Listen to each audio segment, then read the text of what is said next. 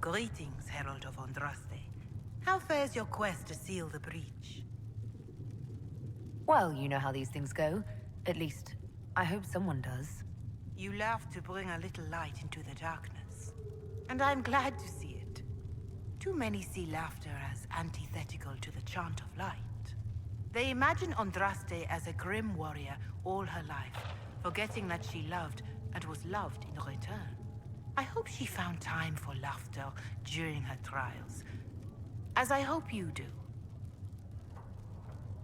I will try to follow in Andraste's footsteps as best I can. If you like.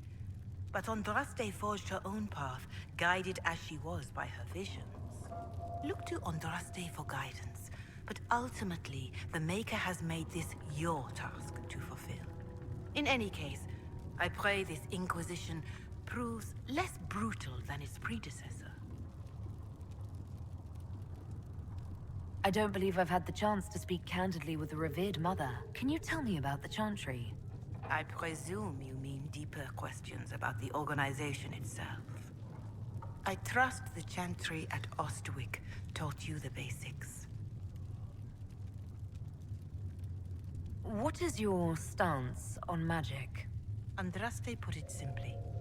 Magic must serve man, not rule over him. However, those words must be put into the proper historical context. Andraste led a rebellion against the Tevinter Imperium, whose magisters controlled most of the world at the time. Even then, she never called for all mages to be put to death. She believed in peaceful coexistence. I don't recall the Chantry being as tolerant of magic as you describe. No. The Chantry is an imperfect vessel, pulled in every direction by those who would steer its course. Yet the Templars rebelled precisely because divine Justinia was not restrictive enough. Perhaps the Inquisition will find a better way. Why does the Chantry allow only human women to become priestesses? The official doctrine is that elves and dwarves have turned further from the Maker than humanity. And as for men, the chant holds that they are more vulnerable to anger or passion. But in truth, it is simply political, added after Andraste's death, like too many of our beliefs. If you don't believe these restrictions are what Andraste wanted, why haven't you tried to change them? Has the current state of the world not taught you the folly of fighting too many battles at once? I chose to use what power I had to help peasants forgotten by the nobles of Orlais. I believed there would be time to address their inequality under the Chantry once we had saved them from starving. There were calls for an exalted march to put down the Mage Rebellion. What was your opinion? It was ignorant gossip.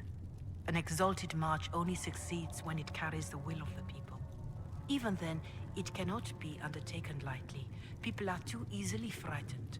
We cannot destroy everything they fear.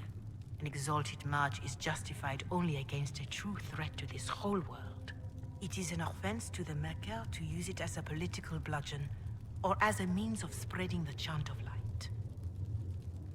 What about the exalted march that conquered the elves?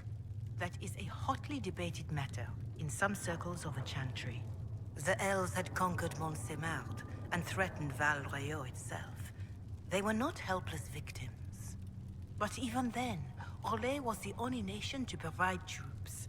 It was hardly an exalted march of all the faithful.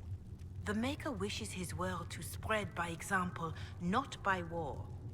We win no converts with blood. Farewell, revered mother. Maker go with you.